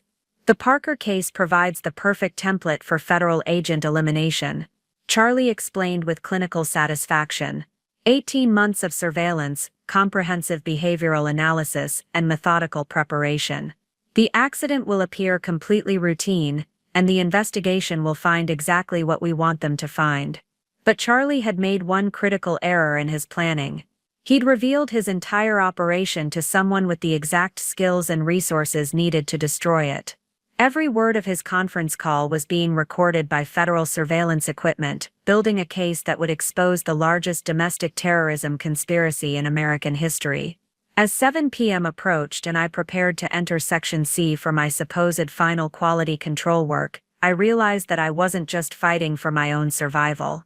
I was the key to exposing a criminal network that had been murdering federal agents for years while hiding behind the facade of industrial accident investigations. The prey had become the predator, and Charlie Morrison was about to discover that his perfect murder had become the evidence that would send his entire network to federal prison for the rest of their lives. As 7 p.m. approached, I made my way through Morrison's steel works towards Section C, knowing that every step was being monitored by federal agents positioned throughout the facility. But this wasn't just about capturing Charlie and Stan in the act of attempted murder anymore. The scope of evidence we'd gathered during the day had transformed this operation into the foundation for the largest domestic terrorism prosecution in American history. Luisa's voice crackled through my earpiece as I walked through the increasingly empty factory floor. Command Center has confirmed simultaneous raids are being prepared across 12 states. Every regional coordinator mentioned in Charlie's conference call is under surveillance, and their facilities will be hit simultaneously when you give the signal. The coordination was staggering. While I prepared to confront Charlie in Section C, federal task forces were positioning themselves outside manufacturing facilities from California to North Carolina, ready to arrest the entire network that had been murdering federal agents for over a decade. My survival would trigger the largest coordinated law enforcement operation in industrial terrorism history. But first we needed Charlie to attempt my murder on camera. The evidence we'd gathered was extensive, but federal prosecutors had insisted on capturing the actual attempted murder to eliminate any possibility of Charlie claiming that his planning documents and recorded conversations were merely hypothetical discussions or elaborate jokes. All surveillance positions report ready. Annalise's voice joined the communication channel from her technical command center. We have audio and video coverage from 16 different angles, plus real-time biometric monitoring of your vital signs. If anything goes wrong, extraction teams can reach you in less than 30 seconds. The hydraulic press that was supposed to kill me had been transformed into the most comprehensively monitored piece of industrial equipment in Ohio. Hidden cameras would capture Charlie's sabotage from multiple angles, while audio recording equipment would document any incriminating statements he made during the murder attempt. As I entered Section C, I could see that Stan had completed his sabotage work exactly as planned. The safety guards had been removed, emergency stop circuits showed the telltale signs of tampering, and the programmable logic controller displayed error codes that would provide perfect cover for the equipment malfunction that was supposed to kill me. But what Stan didn't realize was that federal agents had been monitoring every aspect of his preparation. Technical specialists had documented each step of his sabotage operation, creating a precise record of how Charlie's network transformed legitimate industrial equipment into murder weapons. Charlie appeared in Section C at exactly 7:30 p.m., carrying a clipboard and wearing the concerned expression of a safety-conscious executive checking on an employee working alone with dangerous machinery. His performance was perfect, the caring boss ensuring that proper protocols were being followed for a critical client project. "Everything going smoothly with the Henderson contract testing?" Charlie asked, his voice carrying the paternal concern that had once seemed genuine but now sounded coldly calculated. "The press setup looks good, but you know how particular these titanium specifications can be. The measurements are going perfectly," I replied, maintaining the enthusiasm that Evelyn Parker would show for successfully completing a challenging project. "The press calibration seems spot on, and the material samples are showing exactly the precision we need for the client's specifications." Charlie's satisfaction was visible as he watched me position titanium samples in the presswork envelope, knowing that his sabotage would ensure that my next interaction with the machinery would be fatal. He was enjoying the final moments of what he believed was the perfect murder, savoring the irony of discussing safety protocols while planning to kill me with deliberately unsafe equipment. "Just remember to follow proper procedures," Charlie advised with mock concern. "Keep your hands clear of the work envelope during press operation, and make sure the safety systems are responding properly. We can't be too careful with equipment this powerful." The casual way he discussed safety while knowing he'd disabled every protection system revealed the true depth of his sociopathy. Charlie had spent years refining his ability to appear genuinely concerned about worker welfare, while systematically murdering anyone who posed a threat to his operations. Stan joined us in Section C around 7:45 p.m., ostensibly to check on his maintenance work but actually to ensure that his sabotage was functioning properly. His nervous energy was more pronounced than usual, probably reflecting the stress of preparing to watch someone die in machinery he deliberately modified for murder. "Press systems are running smoothly," Stan reported to Charlie, consulting his clipboard with the professional demeanor that disguised his role as an accomplice to premeditated murder. "All calibrations are within normal parameters, and the safety systems show standard operational status." It was a perfect lie. Stan knew exactly what his sabotage had done to the safety systems, but his report provided Charlie with plausible documentation that the equipment had been properly maintained according to Morrison's Steelworks safety protocols. The conversation continued for 15 minutes, covering technical specifications, quality requirements, and safety procedures that created perfect cover for Charlie's final preparations. Every word was being recorded by federal surveillance equipment, building the evidentiary foundation that would demonstrate premeditation and conspiracy in the attempted murder of a federal agent. But Charlie had made one critical miscalculation. He thought he was implementing a murder plan against an unsuspecting victim. Instead, he was walking into a federal trap that had been designed to capture not just his attempted murder, but the evidence needed to destroy his entire national network. As Charlie and Stan prepared to leave Section C, positioning themselves to watch my supposed death from a safe distance, federal agents throughout the building were receiving final coordination signals. The moment Charlie's sabotaged equipment attempted to kill me would trigger simultaneous arrests across 12 states, exposing the largest industrial terrorism conspiracy in American history. The hunter had revealed himself completely, not realizing that his prey was the federal agent who would bring down his entire criminal empire. As Charlie and Stan positioned themselves in the observation area overlooking Section C, apparently to watch my murder from a safe distance, federal agents across the United States were receiving final coordination signals for what would become the largest simultaneous law enforcement operation in industrial terrorism history. Louisa's voice carried through my earpiece with updates from the National Command Center that had been established in Washington, D.C. to coordinate the multi-agency response. 12 federal task forces are in position across target facilities in California, Texas, Pennsylvania, Michigan, Indiana, Alabama, North Carolina, Florida, Nevada, Colorado, Washington, and Ohio. All teams report ready for simultaneous execution. The scope of the operation was unprecedented. While Charlie prepared to watch what he believed would be my death in Toledo, FBI assault teams were surrounding manufacturing facilities from Los Angeles to Charlotte, ready to arrest regional coordinators who'd been systematically murdering federal agents for over a decade. But the coordination extended beyond simple arrests. Treasury Department specialists were positioned to freeze financial assets across multiple states, preventing Charlie's network from moving the hundreds of millions of dollars they'd generated through murder and fraud. Securities and Exchange Commission investigators were ready to seize corporate assets and halt trading in companies that had been acquired through strategically planned workplace homicides. ATF teams are standing by at suspected weapons manufacturing facilities. Annalise reported from her technical command center. Intelligence suggests the network has been modifying industrial equipment specifically for assassination purposes, creating weapons that appear to be routine manufacturing machinery. The revelation that Charlie's network had been systematically weaponizing American industrial infrastructure added another layer of federal charges to what was already the largest domestic terrorism case in modern history. They hadn't just been murdering individual threats.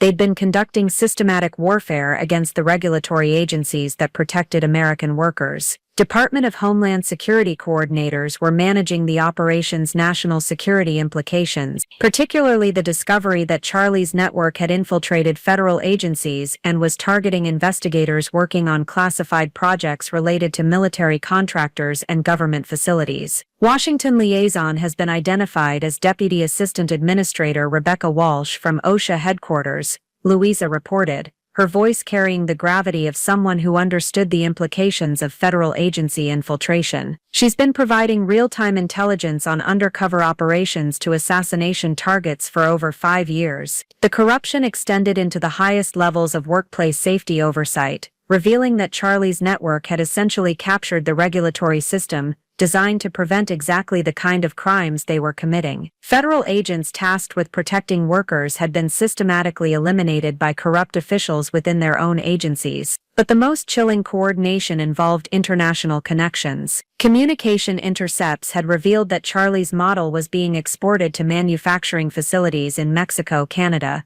and overseas locations where American companies operated production facilities. Industrial terrorism was becoming a global business model for eliminating regulatory oversight and worker protection. Interpol has been notified and is coordinating with law enforcement agencies in 43 countries where network operations have been identified, Louisa continued. This isn't just domestic terrorism. It's an international conspiracy that threatens industrial safety standards worldwide. As 8 p.m. approached and Charlie prepared to trigger what he believed would be my death, federal prosecutors were finalizing charges that would seek life sentences without parole for every member of the network. The evidence we'd gathered demonstrated systematic murder of federal agents, which carried the death penalty under federal terrorism statutes. Justice Department has confirmed that Attorney General authorization has been granted for capital charges against all principal conspirators, Louisa reported. Charlie Morrison and his regional coordinators will face the death penalty for systematic murder of federal law enforcement officers. The legal framework was unprecedented. Federal prosecutors were treating Charlie's network as an enemy combatant organization that had declared war against the United States government by systematically assassinating federal agents. The industrial terrorism charges carried penalties typically reserved for foreign terrorists and enemy agents. But beyond the legal implications, the operation would trigger systematic reforms in industrial safety oversight that would prevent similar conspiracies from developing in the future. New protocols for federal agent protection, enhanced surveillance of manufacturing facilities, and improved coordination between regulatory agencies would ensure that Charlie's model could never be replicated. Congressional leadership has been briefed and emergency hearings are being scheduled, Louisa continued. This case will result in the most comprehensive industrial safety legislation since the Occupational Safety and Health Act was created in 1970. Charlie Morrison thought he was implementing a local murder to eliminate one troublesome safety engineer. Instead, he was about to trigger a complete transformation of American industrial oversight that would protect workers and federal agents from similar threats for generations to come. As the digital clock in Section C showed 8:05 p.m., Charlie and Stan took their positions to observe what they believed would be my death. Charlie's hand moved toward his phone, probably to coordinate with the cleanup team that was supposed to sanitize the crime scene before OSHA investigators arrived. But what Charlie didn't realize was that his phone call would be the signal for federal agents across the United States to begin simultaneous arrests of his entire network. The moment he attempted to coordinate my murder would trigger the largest law enforcement operation in industrial terrorism history. All teams standing by, Louisa's voice crackled through my earpiece. On your signal, we execute simultaneous arrests across 12 states. Charlie Morrison's industrial terrorism network ends tonight. The prey was about to become the predator, and Charlie Morrison was about to discover that his perfect murder had become the evidence that would destroy the largest domestic terrorism conspiracy in American history. At exactly 8:10 p.m., Charlie pulled out his phone and began making what he believed were coordination calls for my murder cleanup.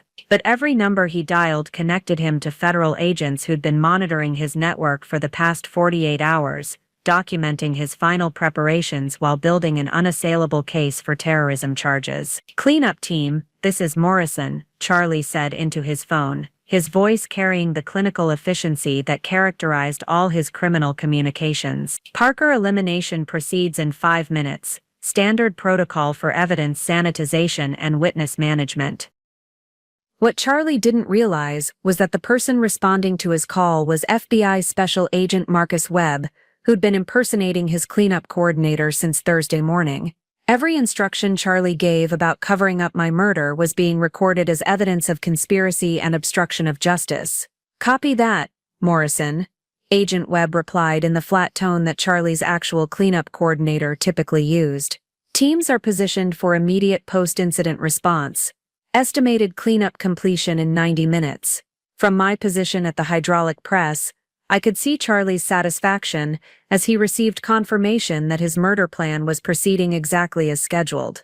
He had no idea that his cleanup team had been replaced by federal agents who were documenting every aspect of his criminal conspiracy. Stan's nervous energy was becoming more pronounced as the moment approached for him to watch someone die in machinery he'd deliberately sabotaged. His hands were shaking slightly as he checked his watch and consulted his maintenance clipboard, Probably reviewing the timeline that was supposed to ensure my death appeared to be a routine industrial accident. Press cycle initiation in 60 seconds. Stan called out to Charlie, his voice carrying forced professionalism over obvious stress. Safety system delays are calibrated for optimal timing. Emergency response protocols are confirmed with Night Supervisor. They were conducting my murder with the same systematic efficiency they'd used for their legitimate manufacturing operations. Every detail had been planned and rehearsed, every contingency had been anticipated, every witness had been positioned to support their narrative of tragic workplace accident. But what they didn't anticipate was that their victim was a federal agent who'd been coordinating with law enforcement agencies across the United States to document their entire criminal enterprise. While Charlie and Stan prepared to watch my death, federal task forces were positioning themselves to arrest their entire network simultaneously. Tony Kellerman appeared in Section C at exactly 8:12 p.m., right on schedule for his unwitting role in Charlie's murder plan. His genuine concern for my safety made him the perfect witness to discover what was supposed to be my accidentally mangled body. Everything proceeding smoothly with the Henderson contract testing, Tony asked, consulting his supervisor checklist with the conscientious attention to detail that had made him a valued employee for over 20 years. These titanium specifications can be tricky, so don't hesitate to call if you need any assistance. The measurements are going perfectly, I replied, maintaining the professional focus that Evelyn Parker would show during critical quality control work. The press calibration seems ideal for the precision requirements, and I should have the final samples completed within the next few minutes. Tony nodded with satisfaction, believing he was fulfilling his supervisory responsibilities for employee safety. He had no idea that Charlie had positioned him to provide authenticity to a carefully staged crime scene by traumatizing a decent man with the discovery of what appeared to be a tragic workplace accident. Charlie's phone buzzed with what appeared to be updates from various members of his network but were actually communications from federal agents who'd infiltrated his entire operation. Each confirmation he received about readiness and positioning was building the evidentiary foundation for his prosecution on terrorism charges. Regional coordinators confirm Phase 4 implementation readiness,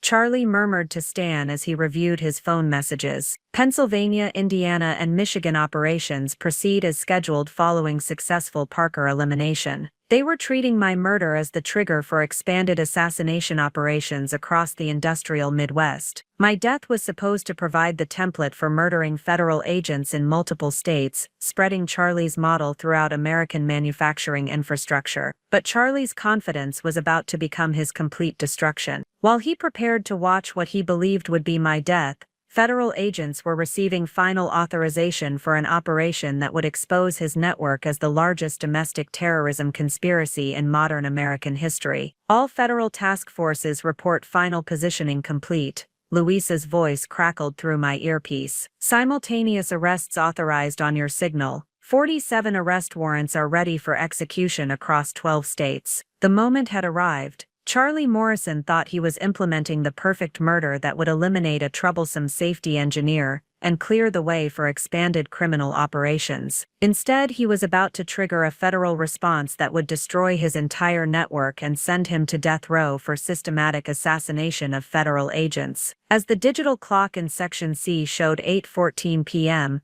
I positioned myself at the hydraulic press that was supposed to kill me, knowing that Charlie's sabotage would be captured on camera from 16 different angles. The attempted murder of a federal agent would become the final piece of evidence needed to convict Charlie's entire network of domestic terrorism. Charlie raised his hand to signal Stan that the murder should proceed, not realizing that his gesture was being transmitted to federal command centers across the United States as the authorization to begin the largest law enforcement operation in industrial terrorism history. The hunter was about to become the hunted, and Charlie Morrison's perfect crime was about to become his complete downfall. At exactly 8:15 p.m., I reached toward the hydraulic presswork envelope as if to adjust the positioning of a titanium sample, triggering the motion sensors that would activate Charlie's sabotaged safety systems. The light curtain beam broke as expected, but instead of the immediate press shutdown that should have protected me, Stan's modifications created the deadly 3-second delay that was supposed to ensure my death.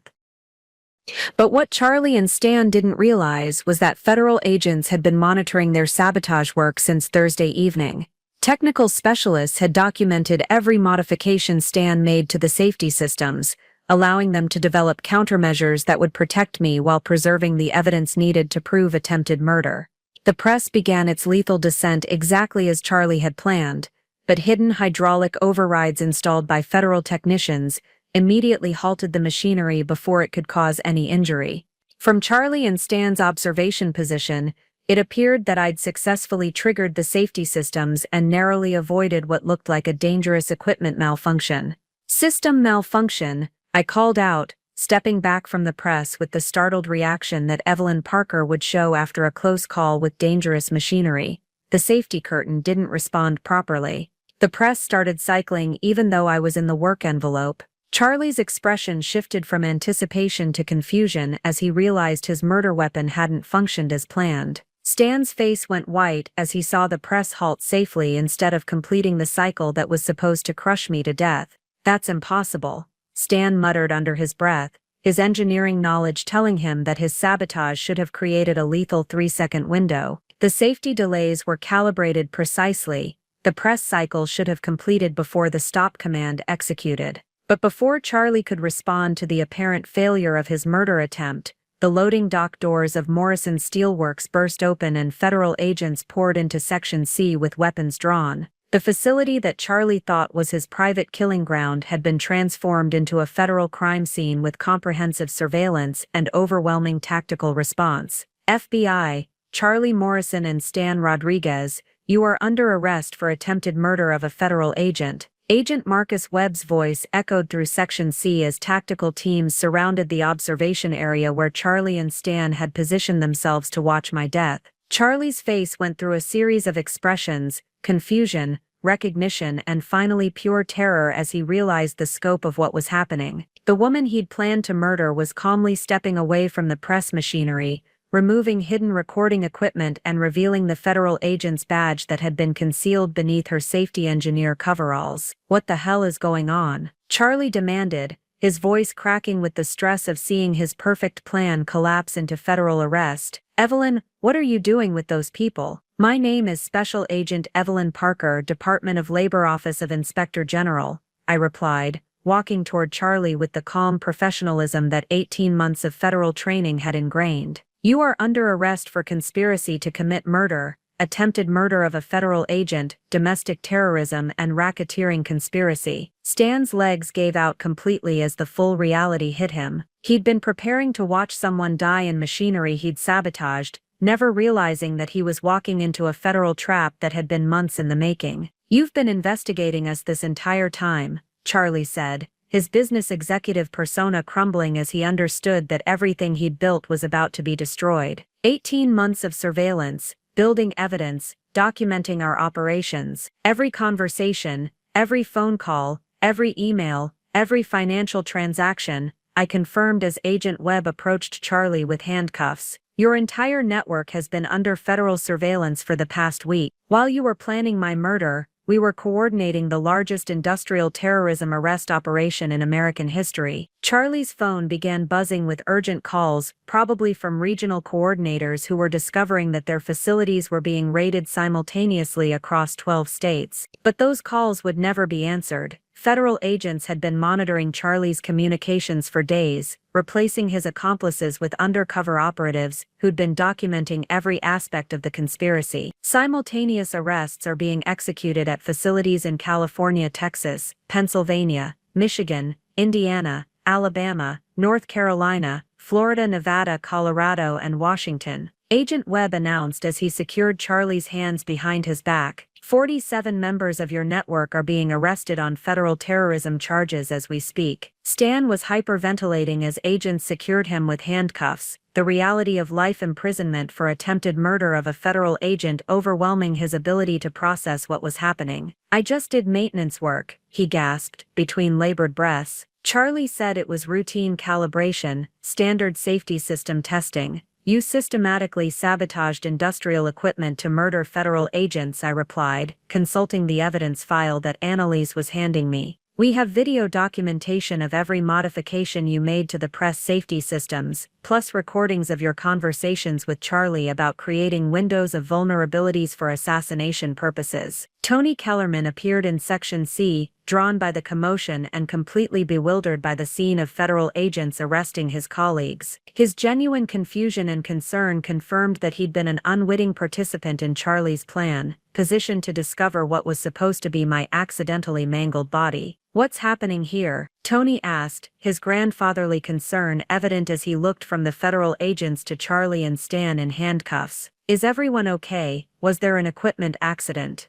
"Mr. Kellerman, you were scheduled to discover the scene of my murder," I explained gently, understanding that this decent man needed to process the fact that he'd been manipulated into supporting a criminal conspiracy. "Charlie Morrison has been systematically murdering workers and federal agents for years, disguising the crimes as workplace accidents." Tony's face went ashen as he realized how close he'd come to discovering what he believed was my dead body. The thought of being traumatized by Charlie's carefully staged crime scene, then unknowingly helping to cover up murder by providing witness testimony about a tragic workplace accident, left him visibly shaken. "The press malfunction," Tony said slowly, looking at the machinery that had been weaponized for murder. "That wasn't an accident, was it? Someone deliberately sabotaged the safety system." Stan Rodriguez modified the programmable logic controller to create a 3-second delay between safety system activation and press stoppage, Agent Webb explained as he guided Charlie toward the exit. "If Agent Parker had been a civilian employee, the press would have completed its cycle before the delayed stop command could save her." Charlie's expression shifted to something approaching admiration as he finally understood the sophistication of the federal operation that had destroyed his network. "You replaced my entire support system with federal agents," he said, his voice carrying grudging respect for the investigation that had outmaneuvered his criminal empire. "Your cleanup coordinator, your regional accomplices, even your Washington liaison," I confirmed. "Every person you trusted to help cover up my murder was actually a federal agent, documenting your conspiracy. Your perfect crime became the evidence that will send your entire network to death row." As federal agents escorted Charlie and Stan from Section C, I could see the full weight of his situation settling over him. The industrial empire he'd built through systematic murder was being dismantled by the same federal agencies he'd been targeting for assassination. The hunter had become the hunted, and Charlie Morrison's carefully planned workplace accident had become the foundation for the largest domestic terrorism prosecution in American history. 18 months later, I stood in the witness box of the federal courthouse in Cleveland, Ohio, looking directly at Charlie Morrison as I testified about the night he attempted to murder me using a hydraulic press he'd weaponized specifically for that purpose. He sat at the defense table in an orange federal prison jumpsuit, his expensive business suits replaced by institutional clothing that reflected his new status as a convicted domestic terrorist. The courtroom was packed with families of victims whose loved ones had been murdered by Charlie's network over the previous decade. Safety engineers, union representatives, federal agents, and whistleblowing workers who died in what appeared to be routine workplace accidents, but were actually carefully planned assassinations designed to eliminate threats to Charlie's criminal empire. Agent Parker, federal prosecutor Selma Rodriguez continued, "Please describe for the jury what happened when you triggered the motion sensor on the hydraulic press that evening in Section C." I recounted the technical details of Charlie's attempted murder, explaining how Stan's sabotage had created a 3-second delay between safety system activation and press stoppage that should have ensured my death. The jury listened with horrified attention as I described the precision engineering that had gone into weaponizing industrial equipment for assassination purposes. The evidence against Charlie and his network was overwhelming. 18 months of investigation had produced thousands of hours of recorded conversations, comprehensive financial records documenting hundreds of millions of dollars generated through murder and fraud, and detailed technical specifications for the industrial equipment that had been modified specifically for killing federal agents and safety officials. Most damning were Charlie's own operational manuals that provided step-by-step instructions for identifying targets, planning planning assassinations and covering up murders through careful manipulation of workplace accident investigations. The documents revealed a criminal mind that had systematically studied federal law enforcement procedures specifically to develop countermeasures. The trial had lasted 6 months, with federal prosecutors presenting evidence of 43 murders across 12 states that had been carried out by Charlie's network over the past decade. Each victim had been someone whose work threatened the network's operations: federal agents investigating safety violations, union organizers demanding better worker protection, whistleblowing employees who'd reported criminal activity. Charlie's defense attorney had attempted various strategies to minimize his client's culpability, arguing that the network had operated independently of Charlie's direct control and that many of the murders had been carried out by regional coordinators acting on their own initiative. But the evidence clearly demonstrated Charlie's central role in planning and coordinating the assassination campaign. Mr. Morrison's communications show systematic planning and oversight of murder operations across multiple states, Prosecutor Rodriguez explained during her closing argument. He didn't just participate in this conspiracy, he created it, managed it, and expanded it into the largest domestic terrorism network in modern American history. The financial records were particularly damning, showing how insurance payouts from worker deaths had been pooled with acquisition profits to fund expansion into new markets. Charlie had turned murder into a sustainable business model, generating sufficient revenue to continue operations while expanding into new geographic areas and industry sectors. But the testimony that had the greatest impact on the jury came from Tony Kellerman, the night supervisor who'd been unknowingly positioned to discover what was supposed to be my mangled body. His description of the psychological trauma he would have suffered from finding a coworker dead in machinery that had been deliberately sabotaged revealed the calculated cruelty of Charlie's planning. Charlie Morrison didn't just plan to murder Agent Parker, Tony testified, his voice shaking with emotion as he described his unwitting role in the conspiracy. He planned to traumatize me by making me discover her body, probably calculating that my emotional reaction would add authenticity to his staged accident scene.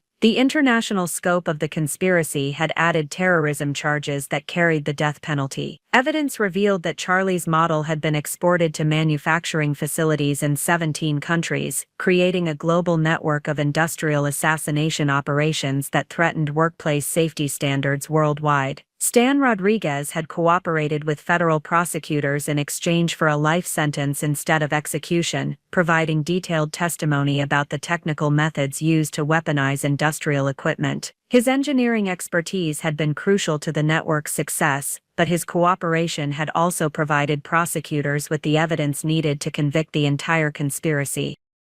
The defendants treated American industrial infrastructure as a weapon delivery system. Prosecutor Rodriguez explained to the jury during her final argument. They systematically murdered federal agents and safety officials using the same equipment that millions of American workers depend on for their daily livelihood. The jury deliberated for less than 8 hours before returning guilty verdicts on all terrorism charges against Charlie and his regional coordinators. The evidence had been so comprehensive, and the conspiracy so well documented that the defense had been unable to create reasonable doubt about any aspect of the prosecution's case. Charlie's expression remained impassive as the verdicts were read, but I could see his hands shaking as he realized that his criminal empire had been completely destroyed. The business executive who'd built Morrison Steel Works into a regional manufacturing powerhouse had become the domestic terrorist who would spend the rest of his life in federal maximum security prison. The sentencing hearing took place 3 weeks later, with Judge Patricia Chen delivering verdicts that reflected the unprecedented nature of the crimes. Charlie Morrison received the death penalty for systematic murder of federal agents, while his regional coordinators received life sentences without possibility of parole. The defendants conducted warfare against the regulatory system that protects American workers, Judge Chen explained as she delivered the sentences. Their crimes represent an attack on the fundamental principles of workplace safety and federal law enforcement that will not be tolerated in a civilized society. The investigation had triggered comprehensive reforms in industrial safety oversight that would prevent similar conspiracies from developing in the future, but the human cost had been staggering: 43 victims whose families would never recover from their losses. 3 years after Charlie Morrison's conviction and sentencing to death row, I stood in my office at the newly established Federal Industrial Safety Task Force headquarters in Washington, D.C., looking out at the Capitol building where Congress had passed the most comprehensive workplace protection legislation since the original Occupational Safety and Health Act of 1970. My life had been transformed in ways I could never have anticipated when I first walked into Morrison Steel Works as an undercover safety engineer. The woman who'd discovered her boss planning her murder had become the federal official responsible for preventing similar conspiracies from threatening American workers and federal agents. The Morrison Industrial Safety Act, as it became known, had fundamentally changed how workplace accidents were investigated and how federal agents were protected during undercover operations. Enhanced surveillance protocols, mandatory federal oversight of high-risk manufacturing facilities, and new criminal penalties for industrial terrorism had created a regulatory framework that made Charlie's model impossible to replicate. But beyond the legislative changes, my experience had led to a personal mission that consumed my professional life. The Federal Industrial Safety Task Force that I now directed was dedicated to identifying and preventing the kind of systematic murder conspiracy that had operated undetected for over a decade. My team consisted of specialists from across federal law enforcement, FBI agents experienced in domestic terrorism investigations, Department of Labor inspectors with deep knowledge of industrial processes, Treasury Department analysts who could track financial patterns that indicated criminal activity, and technical experts who understood how legitimate manufacturing equipment could be weaponized for assassination purposes. We'd already identified and disrupted 6 potential industrial terrorism networks in the 3 years since Charlie's arrest, preventing what intelligence analysts estimated could have been hundreds of additional murders. The techniques Charlie had developed were apparently more widespread than anyone had initially realized, with criminal networks in various industries attempting to replicate his model. The international scope of our work was equally challenging. Charlie's operational manuals had been discovered in manufacturing facilities across 4 continents, requiring coordination with law enforcement agencies in dozens of countries to prevent the global spread of industrial assassination techniques. But the most rewarding aspect of my new role was working directly with the families of Charlie's victims. The Federal Industrial Safety Victim Compensation Fund that Congress had established provided financial support for families whose loved ones had been murdered in what appeared to be workplace accidents, but the emotional healing required more personal attention. I'd become particularly close to Margaret Henderson, the elderly widow whose husband had been murdered in Charlie's Birmingham operation 3 years before my investigation began. Her husband Robert had been a safety inspector who'd discovered evidence of systematic equipment sabotage at the facility Charlie was planning to acquire. "Robert would be so proud of what you've accomplished," Margaret told me during one of our monthly dinners at her home in Birmingham. "He spent his whole career trying to protect workers from exactly the kind of dangers that Charlie Morrison was creating." The personal relationships I'd developed with victims' families had given my work emotional depth that went beyond professional obligation. Every investigation we conducted, every network we disrupted, every reform we implemented was ultimately about preventing other families from experiencing the devastation that Charlie's victims had endured. My relationship with Tony Kellerman had evolved into a professional partnership that neither of us could have anticipated. The night supervisor who'd been unwittingly positioned to discover my supposedly murdered body had become one of our most effective field investigators, using his decades of manufacturing experience to identify potential vulnerabilities in industrial facilities. "I spent 20 years thinking workplace accidents were just part of the business,"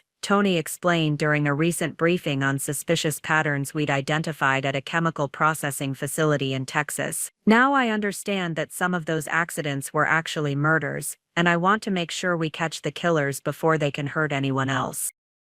The psychological impact of surviving Charlie's assassination attempt had required years of therapy and support that helped me process the trauma of discovering that someone I'd trusted had been systematically planning my death. Dr. Sarah Martinez, the therapist who'd specialized in helping victims of domestic violence, had guided me through the complex emotions of betrayal, survival, and transformation. "You've taken an experience that could have destroyed you and used it to protect countless other people," Dr. Martinez had observed during one of our sessions. "That kind of resilience and purpose gives meaning to trauma in ways that can be profoundly healing." The The financial compensation I'd received for surviving Charlie's assassination attempt had been substantial, but I'd donated most of it to organizations that supported families of workplace violence victims and federal agents killed in the line of duty. The money felt tainted by its connection to Charlie's criminal empire, but using it to help other victims had given it positive purpose. My living situation had stabilized in ways that reflected my new sense of mission and identity. The apartment in downtown Toledo where I'd lived while undercover at Morrison Steelworks had been replaced by a secure condominium in Arlington, Virginia, where I could focus on my federal responsibilities while maintaining the privacy necessary for someone who'd become a high-profile target for industrial terrorists. Dating remained complicated by the security considerations that came with my public role in exposing industrial terrorism,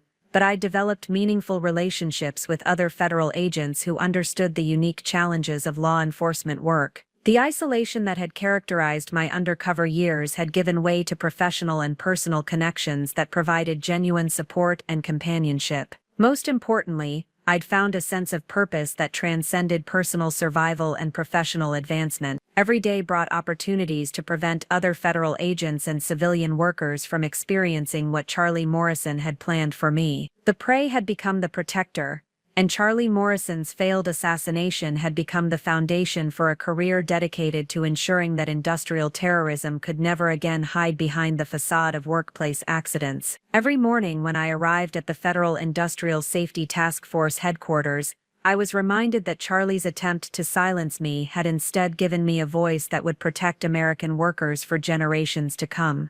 Up next, you've got 2 more standout stories right on your screen. If this one hit the mark, you won't want to pass these up. Just click and check them out. And don't forget to subscribe and turn on the notification bell so you don't miss any upload from us.